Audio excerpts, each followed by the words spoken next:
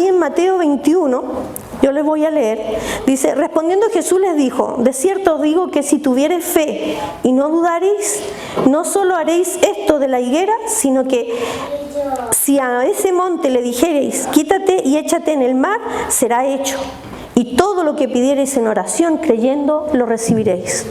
Nos recuerda que la fe para nosotros, los hijos de Dios, es nuestro motor y es nuestra herramienta más maravillosa y potente para interceder, para clamar delante del Padre y también poder respaldar aquellas situaciones que están fuera de nuestro control.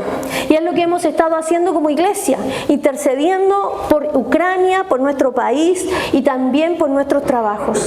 Tal vez en el momento no vemos la respuesta y parece algo imposible, pero recordemos que la fe es la certeza de lo que se espera y la convicción de lo que no se ve. Es ahí cuando colocamos en acción nuestra fe y es en estos momentos que estamos unidos como iglesia de interceder y poner en acción esa fe por estas peticiones que han sido tan importantes a nivel mundial, a nivel nacional también y para nuestras vidas. Vamos a unirnos ahora en oración. Padre amado, gracias. Gracias porque tu palabra nos recuerda que a través de esa fe podemos también interceder por otros. Y ha sido, Señor, una muestra maravillosa de nosotros como hijos, de ver tus respuestas en todo aquello que está fuera de nuestro alcance humano, pero sí de tu poder y de tu gloria sobrenatural. Por eso seguimos intercediendo y no nos cansaremos hasta ver las respuestas, Señor, gloriosas de victoria y también de paz y libertad sobre Ucrania. Sabemos que están en un conflicto, Señor, que está fuera de control, pero sabemos que el poder de tu Espíritu Santo está allí intercediendo por aquellos que están también de alguna manera afectados, por las viudas, los huérfanos, Señor, por aquellos soldados que están también colocando sus vidas para de alguna manera resguardar su nación. Te pedimos que tu poder, Señor, tu misericordia sea en ese lugar y así también sobre aquellos que tienen que tomar las decisiones para que esto termine pronto, Señor, y no sigamos viendo este dolor y este clamor mundial, Señor, para que esto también de alguna manera retroceda en el nombre de Jesús. Creemos, Señor, en tu mover. Sabemos que tú estás allí, Señor, mirando, Señor, y también intercediendo por aquellos que sufren y están expuestos, Señor, a toda esta guerra. Por eso nuestra confianza y nuestra unidad y clamor a través de todos aquellos que como iglesia a nivel mundial estamos orando. Por eso sabemos, Señor, que tu poder está allí presente y no nos cabe la menor duda, Señor, que tú también estás obrando. Gracias, gracias también porque nos unimos al clamor, Señor, de nuestro país. Como iglesia estamos unidos también para que interceda, Señor, por todo lo que está ocurriendo, por las decisiones que tienen que tomar nuestras autoridades, que sean decisiones, Señor, que también sean en favor de la nación, en paz, en tranquilidad, Señor, en armonía. Oh, te pedimos que sea, Señor, de una y otra manera el poder de tu Espíritu Santo intercediendo en aquello que está ocurriendo y no nos expongamos a situaciones, Señor, contradictorias. Gracias, gracias porque tu misericordia es la que nos sostiene. Gracias porque como país hemos visto, Señor, que el clamor de tu nación, Señor, está allí delante de tu presencia y tú estás obrando, Señor, de una y otra manera. Intercedemos también, Señor, por todo lo que está ocurriendo a nivel económico en nuestro país y también en nuestra iglesia, que tú nos respaldes en todos nuestros trabajos, Señor, en todos aquellos emprendimientos, en todo lo que tenemos, Señor, que de una u otra manera enfrentar y sabemos, Señor, que tú abrirás puertas. Tu palabra dice que cuando tú abres, nadie, Señor, puede cerrar. Sorpréndenos, Señor, como iglesia. Sé tú levantando muros, Señor, de bendición, de protección sobre cada uno de nosotros, sobre aquellos, Señor, que son jefes de hogar, jefas de hogar, que están también enfrentando toda el área económica. Tu bendición y tu respaldo sea, Señor, sobre cada uno de nosotros. Gracias, Señor, porque en ti confiamos, que el devorador, Señor, retroceda en el nombre de Jesús y tu respaldo divino sea en todo. Bendito eres, Señor, en nuestras vidas, en nuestra iglesia y en todo lo que hacemos. Amén y amén. Saludarlos a todos en este día precioso con la palabra, estando juntos en la casa del Padre. Y los quiero invitar a Apocalipsis, capítulo número 3, verso 22 en adelante. Dice así la palabra.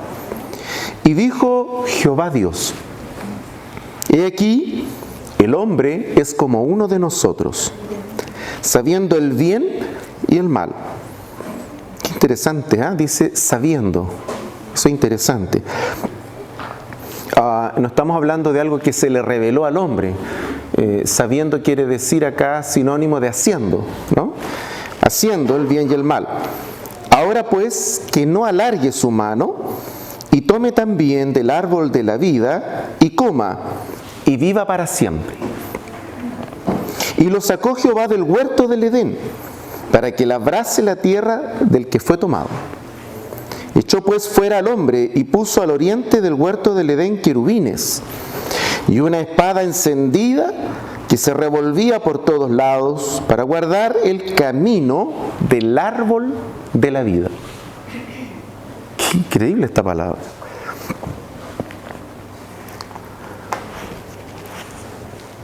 Esta semana fue publicado, aunque esto es algo que ya había ocurrido hace un buen rato atrás, pero fue certificado en una publicación científica, un papers. Una de las cosas que probablemente hubiera sido casi ciencia ficción 10 años atrás.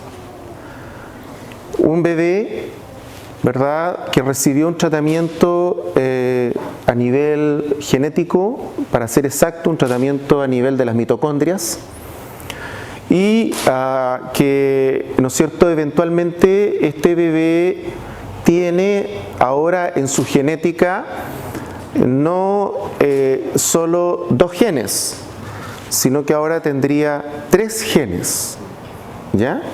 Los de sus padres, padre y madre, más, ¿no es cierto?, estos genes, estas mitocondrias, estas partes de estos genes que les fueron, ¿verdad?, añadidos, fueron, ¿no es cierto?, reemplazados de esos genes que eventualmente, al parecer, la madre, por lo visto, traía defectuosos y que podía desembocar en una grave enfermedad. Y esto ha sido aplaudido en el mundo porque algunos dicen que esta es la nueva medicina y que puede curar cualquier enfermedad. Cualquier enfermedad genética, cualquiera de esas, eventualmente con esta técnica, a nivel de las mitocondrias, podría tener eventualmente una cura. Ok, y felicitaciones aquí, felicitaciones allá, y, ¿no es cierto?, al país que albergó esta idea y albergó, ¿no es cierto?, este proceso, lo pone en punta. Reino Unido ahora está en punta, y a estos científicos, ¿verdad?, los pone, ¿no es cierto?, en la órbita de la frontera del conocimiento humano. Sin embargo, hay una lectura distinta, diferente, y que quisiera mostrarles hoy día con la palabra, por qué esto tiene que llamarnos la atención, por qué hay que conversarlo en la casa, y por qué es un cuento que nos tiene que llamar profundamente a conversar. No estamos hablando de manipular una semilla. No estamos hablando de manipular un pasto para que pueda ser resistente a la sequía, ¿verdad?, y pueda permanecer allí. No estamos hablando de carne de, ¿no es cierto?, un laboratorio para reemplazar la crianza. Ustedes ya saben que hay carne creada en laboratorio y que algunos están diciendo que va a ser el fin de la agricultura o de la crianza como la conocemos hasta aquí. No sabemos el camino que va a tomar la ciencia, no tenemos todas las respuestas, no lo sabemos. Pero llegamos a una parte que es extremadamente delicada. Llegamos a un aspecto de la vida humana extremadamente complejo. La peor de todas. Fíjense ustedes que en el Antiguo Testamento todo el pueblo de Israel estaba muy preocupado de las formas. Las formas eran importantes. Las fiestas, lo externo, era trascendental. La vestimenta. Yo hoy día habría cometido un sacrilegio si hubiéramos estado en el Antiguo Testamento. El sacerdote tenía una determinada vestimenta y el pueblo de Israel tenía una determinada forma, y había todo un sacramento en relación a estas ideas que hoy día lamentablemente han resucitado en el mundo cristiano. Y hay una exacerbación de lo externo, de la forma, lo que está afuera, en desmedro de lo que Dios siempre ha querido. Me gusta mucho ese pasaje cuando David, después de recuperar el arca, con alegría, con júbilo, nuestro hermano comienza a bailar, a danzar, a pasarlo bien. Hay unos par de cánticos de David allí, él la está pasando bien, él está feliz. Si alguien piensa que David estaba danzando en el Espíritu, no ha leído el pasaje. En ningún momento ocurrió aquello. De hecho, el Espíritu Santo no había venido todavía. Todavía no había venido Pentecostés. David no estaba allí por aquello. David estaba allí porque estaba feliz, alegre. Y su danza, su baile, era un baile. Cualquier baile era un baile. Algunos nos hacen pensar que ciertas partes de ese baile son sacramentales y son importantes. Eso es falso. No hay ningún indicio en la palabra, no tenemos ninguna forma, no hay nada preservado de aquello, porque era la expresión de alegría, lo relevante. La forma no es lo relevante, el fondo es lo importante. Eso es el reino. De tal forma de que lo que estamos hablando hoy día es fondo, no forma. El fondo es que hay una manipulación humana, el fondo es que hay una manipulación muy profunda que está calando hondo en la parte más sensible del plan de Dios. Eso es lo relevante, el fondo. La forma no. De hecho, la Biblia tiene una prohibición derechamente y una observación a no tocar lo original. No tenemos autorización de parte del Señor para afectar o para tocar lo esencial. No podemos hacer eso. De tal manera de que en el plan del Señor, el fondo es lo relevante, no la forma. Nunca ha sido la forma. Por eso es que cuando este pasaje nos quiere hablar del fondo, no de la forma. Y nos está diciendo que el mundo va a avanzar, que Dios ha permitido que ciertas cosas ocurran. Este pasaje admite que Dios no le prohibió al hombre ese árbol, ese fruto o el acceso al bien y al mal. No está prohibido por Dios. Es el hombre el que finalmente hará cosas buenas o hará cosas malas. Cuando ustedes y yo vamos a un examen de última generación de rayos o de imágenes, ahí tenemos tecnología nuclear. Y cuando yo ocupo la tecnología nuclear para la salud, eso es un gran invento. Pero hace más de 50 años o por ahí, quién sabe ya cuánto, esa tecnología se usó para matar a miles de personas en Nagasaki y en Hiroshima. Miles. De tal forma que el fondo es el problema para Dios, no la forma. El fondo es el problema. Yo puedo tener vestimentas lindas y puedo hacer un show por fuera, pero si mi corazón no es puro, ¿de qué vale la forma? A Dios nunca le ha interesado la forma, por eso vino como un bebé.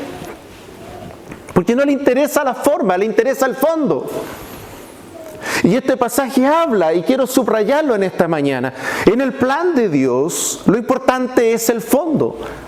Y en el fondo hay un permiso de Dios para que el hombre avance porque ya conoció el bien y el mal, y eso no tiene límites.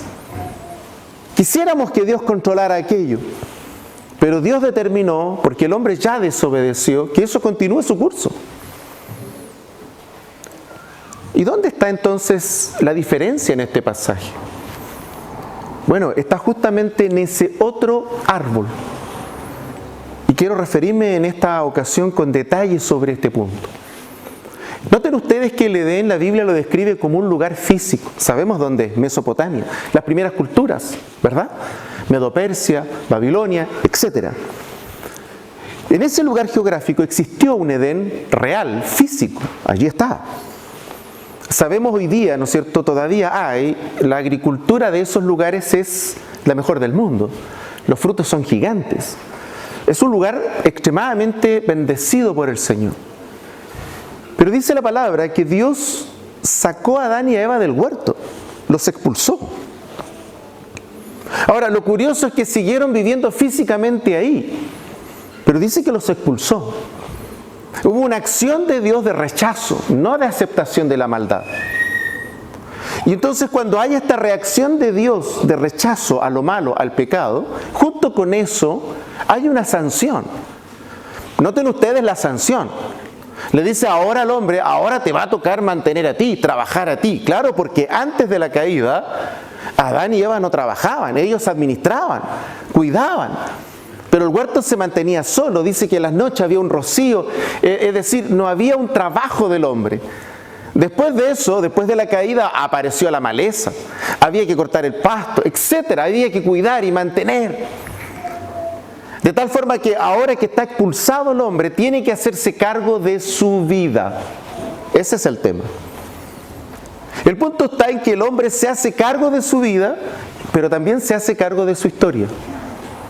Y este punto es tremendamente importante para nosotros hoy con lo que esta semana ocurrió. Porque este pasaje dice que este árbol de la vida eterna, finalmente Dios puso a unos querubines, pero también puso una espada. Y esto es una cuestión interesante de observar. ¿Qué significa esto? ¿Por qué este árbol, el de la vida eterna, no fue entregado al hombre? Y uno podría pensar, pero si es mucho más malo lo que ocurrió que lo que había. No era necesario que el hombre muriera. Entonces, la respuesta de la palabra es distinta. La palabra nos dice no. Es que el plan de Dios no quiere que el hombre viva eternamente en lo malo, eternamente en la desobediencia, eternamente en la oposición a Dios. Ese nunca ha sido el plan de Dios. El plan de Dios es que vivamos eternamente en compañía, en comunión, en relación con Dios. Ese es su plan. ¿Dónde está el tema sensible? Es que Dios no va a permitir, bajo ninguna circunstancia, que el hombre llegue a controlar la vida eterna. Eso no está permitido. Eso Dios no lo va a permitir. Cuando llegue o el hombre esté cercano a eso, entonces vendrá el fin.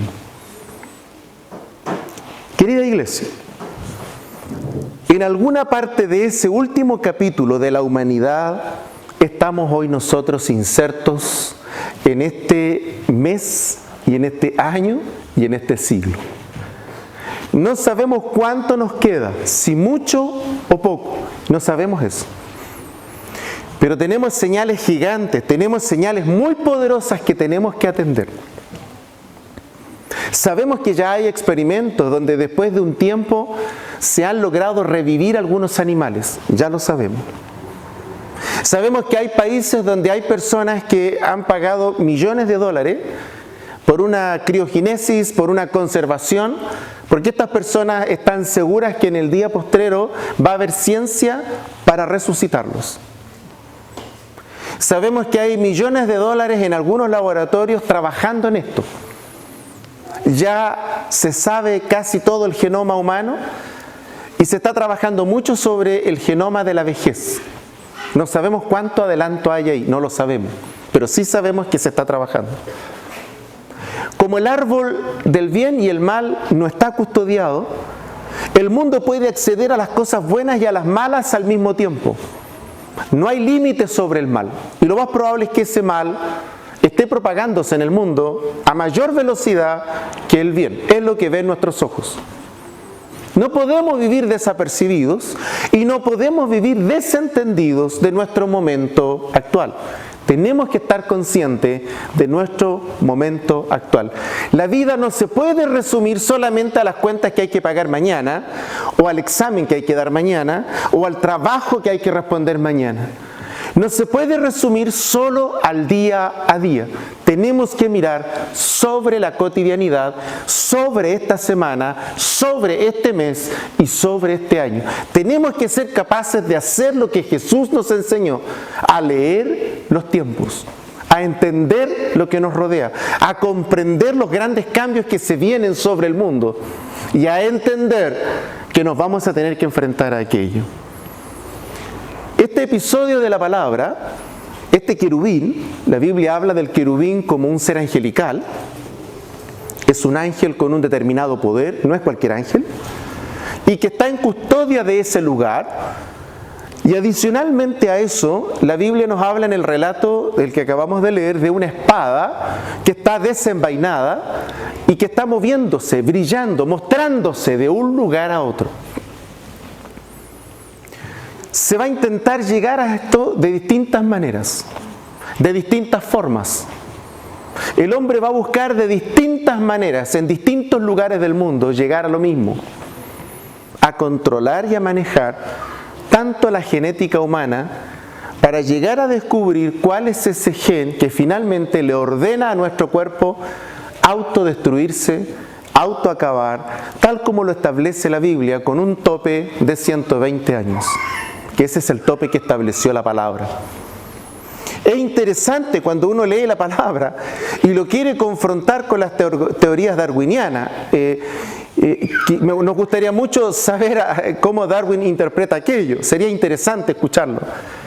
Pero lo que sí sabemos es que Dios estableció un tope de 120 años para la humanidad y el trabajo entonces de la genética consiste en cómo doblarle la mano a eso.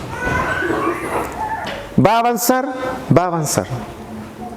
¿Va a estar a punto de conseguirlo? Va a estar a punto de conseguirlo. Por lo pronto supimos esta semana que ya se logró algo. Se logró un primer ser humano con 3 aportes genéticos. No sabemos cómo eso se va a desarrollar en el tiempo, pero sí sabemos que detrás de esa noticia hay un mundo de maldad opuesto a Dios. Hay un mundo de dinero, hay una torre gigante de dinero dispuesta para la maldad y no para el bien. No sabemos qué alcance va a tener, pero sí sabemos que es una señal muy grande, muy poderosa, que ha ocurrido en nuestra semana, que ha ocurrido en nuestro tiempo y de la que todos nosotros tenemos que hablar en nuestras casas. Tenemos que conversar de estos temas y tenemos que educar a nuestra familia. Dios ha establecido que se custodie la vida eterna. Todo lo que haga el hombre por intentar derribar esa pared son intentos que hace 5 o 10 años hubieran sido impensados. Querida iglesia, quisiera en esta mañana llamarlos a todos y cada uno de ustedes a sensibilizarnos por los tiempos que vivimos. Por esta manera loca de hacer cosas, comprar, vender, adquirir, enajenar, y que es la forma en cómo desarrollamos la vida en la tierra. Pero tenemos que hacer un alto, y quiero recalcar esto en esta mañana. Tenemos que irnos a su presencia, y tenemos que pararnos delante del trono del Señor. Todos nosotros, toda la humanidad tendrá que hacer esto, creyentes o no. El tema está en que cuando nos paremos delante del trono, lo único de lo que Dios nos va a pedir cuenta son todas aquellas cosas que hicimos para el reino de Dios. No nos va a pedir cuenta de cuán solidarios fuimos. No nos va a pedir cuenta de a cuánta gente le aportamos luquitas. No nos va a pedir cuenta de la bondad del corazón. Eso es un tema terrenal. De lo que nos va a pedir cuenta el Señor es de cuántas cosas, decisiones y acciones finalmente hicimos para que su reino se expanda en la tierra. Y no nos queda mucho tiempo para eso. No sé si nos quedan años, meses, no lo tengo, claro, no lo sé. De hecho, nadie lo sabe, solo el Padre.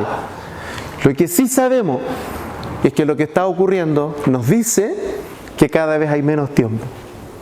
El Señor viene pronto. No te puedes ir sin dejar de entender, sin hacer su plan y sin llevar frutos, porque lo único de lo que vamos a dar cuenta delante de Él son esos frutos. Es el resultado de la obra y del trabajo que cada uno haga delante del Señor. Esta fe no es estática. Esta fe no es solamente algo que yo creo, me voy a la casa y se acaba. Dios espera que nuestra fe tenga resultados, frutos y acciones. Y esas acciones son medibles. Y son medibles porque es la forma como Dios lo ha determinado para su reino y para su gloria. Amados, amadas, tenemos tiempo, todavía estamos acá. No desperdiciemos el tiempo. No pospongamos. No sigamos haciendo cosas de pérdidas, que los días pasan, los meses y los años, sin dejar frutos, sin dejar legado para las futuras generaciones y sin dejar cosas concretas en la tierra que honren y glorifiquen al Señor. Considera esta mañana una gran campanada sobre tu alma y sobre tu espíritu, un gran llamado de atención. No te puedes ir de esta tierra sin llevar algo para mostrarle al Señor. No te puedes ir con las manos vacías. Tenemos que llevar frutos. Y ese tiempo cada vez es menos. Quisiera invitarlos en esta mañana a aquellos que probablemente ya arrojan un grado de cansancio, a otros que probablemente han interpuesto sus propias cosas personales por sobre las del Señor, a otros que probablemente, ¿no es cierto?, están demasiado ocupados en cosas familiares, en los negocios, en las obligaciones, etc. Y nos hemos ido olvidando de lo más esencial, del primer mandamiento y de lo que debe de primar en nuestro servicio al Señor. Y yo los quisiera invitar en esta mañana a tomarnos en serio la palabra, a entender nuestro momento delante de Él y a comprender que es un gran campanazo lo que está ocurriendo para decirnos: el Señor viene pronto, pero todavía podemos hacer cosas. Y que el Señor nos encuentre a todos, tal como dice esa parábola, nos encuentre a todos apercibidos. Me gusta mucho esto de las 10 vírgenes, ¿no? Las sensatas y las insensatas. Las sensatas, prudentes, con harto aceite. Las insensatas ni ahí, ni ahí. Leyeron mal su tiempo. Vino el esposo, dice, y pidió cuenta. Así que el Señor nos va a pedir cuenta. Eso va a ocurrir, gústenos o no. Vamos a tener que pasar por ahí. Pero yo los quiero animar con esta palabra, a leer nuestros tiempos, a entender que cuando las personas, cuando los científicos, cuando el mundo de la ciencia esté a punto de lograr la vida eterna, estamos listos para el fin. Se acaba el reloj. Y estamos en esa carrera. Y están pasando cosas que jamás nuestros abuelos hubieran pensado, nuestros padres hubieran pensado, y nosotros tampoco hubiéramos pensado. Han ocurrido más cosas en los últimos 10, 20 años que las que no ocurrieron en 100 años. Esto es una carrera gigantesca. Y yo los quiero invitar en esta mañana a hacer un alto y a pedirle al Señor que nos ayude para levantarnos, para parar las rodillas donde tienen que estar, en el camino de la palabra, sobre la voluntad del Padre, lo que el Padre quiere, y llevemos muchos frutos al Señor. Si no hacemos eso, igual vamos a tener que ir delante de Él. Igual tenemos que responder. Tenemos que pasar por ahí. Querida iglesia, toma en serio tu tiempo, toma en serio la palabra, pero sobre todo, interpreta adecuadamente los tiempos del Señor sobre tu vida. Oremos. Señor, te adoramos en esta mañana. Sabemos que llegará el día en que todo acabará y todo terminará. Pero antes que eso ocurra, habrá muchas cosas, aquellas que tú hablaste en la palabra, aquellas que tú nos anticipaste, que se van a cumplir. Sin duda, han ocurrido demasiadas cosas este último tiempo. Y queremos orar en esta mañana para que el Espíritu nos sensibilice a todos los que estamos aquí. No podemos vivir y no podemos hacerlo como lo hacen los que no te conocen, sin ninguna interpretación correcta de nuestros tiempos. Pasando el tiempo, esperando que los años pasen para que las obligaciones se cumplan y acabemos con nuestros periodos de vida, de crianza, de trabajo, de edificar y tantas cosas que nos proponemos en la tierra. Señor, ayúdanos para que podamos comprender que tenemos que trascender a lo humano, trascender a lo material e ir más allá de lo que ven nuestros ojos. Permítenos volver a tu palabra, permítenos volver a tu corazón, permítenos volver al primer amor, a ese encuentro primario contigo, de amor, de devoción por ti. Líbranos, no permitas que los malos ejemplos de otros, la inmadurez de otros, el daño de otros afecte nuestro amor hacia ti, afecte nuestra devoción y finalmente afecte nuestros frutos para ti. Porque no se trata de los demás, se trata de cada uno de nosotros delante de ti. Permítenos en esta preciosa mañana tener conciencia de nuestro momento delante de ti, de nuestra historia, del momento de la historia que nos ha tocado vivir para comprender tu palabra. Ayúdanos en esta mañana a movernos, a no quedarnos parados, a no quedarnos inmovilizados, Señor, a no seguir con una rueda de actividades, de activismo, de cosas de afuera y no preocuparnos del fondo, de lo más importante delante de ti. Oramos en esta mañana, Espíritu Santo, para que nos ayudes a poner nuestro corazón en el fondo, no en la forma, en lo importante, no en lo que no importa delante de ti. Y quisiéramos pedirte, Padre, por sobre todas las cosas, que nos ayudes para que podamos llevar muchos frutos a ti. Yo te ruego en esta mañana especialmente, si alguno de nosotros ha bajado esa intensidad, si alguno de nosotros la ha cuestionado, si alguno de nosotros, Señor, ha permitido que otros puedan influenciar en nuestro amor hacia ti, en nuestra devoción o los malos ejemplos de los otros. Y queremos pedirte en esta mañana perdón por eso. No fueron los otros, no fueron los demás, no fueron esas malas personas y esos malos ejemplos los que un día pagaron por nuestros pecados con su muerte. Fuiste tú, Señor.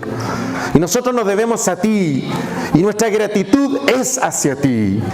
Oramos en esta mañana por agradarte a ti y por volver nuestros corazones a ti para agradarte en todo. Danos la fuerza, la sabiduría y concédenos la gracia para vivir este tiempo de misericordia que nos das, de amor que nos das, de cuidado que nos das, con temor a ti, con sabiduría delante de ti, entendiendo que lo único, lo relevante, lo trascendente de lo que tú nos vas a pedir cuenta es de tu reino. Que al llegar a tu presencia llevemos muchos frutos. Que al llegar a tu presencia llevemos frutos que te agraden a ti, te honren a ti. Llevemos frutos dignos de arrepentimiento. Te lo pedimos en el nombre de Jesús esta mañana. Amén. Esta palabra ha sido realmente especial. Y me imagino que también ha conmovido tu corazón y de una u otra manera tú también te has dado cuenta de la necesidad que Dios intervenga en tu vida. Y si tú ahora estás dispuesto, vamos a orar juntos para que eso se haga una realidad y puedas también ser hijo y parte del reino de Dios y cubrirte en esa hermosa bendición. Padre, en este momento vamos ante tu presencia para reconocer de la necesidad que hay en mi corazón de poder también acercarme. Y a través, Señor, de esa obra maravillosa que tú hiciste en la cruz, hoy me doy cuenta de mis necesidades y me arrepiento de todas aquellas cosas que he pecado y que de alguna manera me han apartado, Señor, de tu presencia. Te pido que el poder de tu Espíritu Santo, el que obraste en esa muerte y en esa resurrección, sea ahora también tomando el control de mi vida, para que tú gobiernes mi vida y así también dirijas cada uno de mis pasos. Reconozco mi necesidad de ti y por eso, Señor, te invito a mi corazón. Gracias porque tú me amas. Gracias porque tú me has aceptado tal como soy. Gracias, Señor, porque esa palabra ha sido también reconfortante para mi vida. En el nombre de Jesús, amén y amén. Si tú has hecho esta invitación a tu corazón, también te invitamos a que te contactes con nosotros para que podamos juntos crecer en la gracia y en la bendición de su palabra.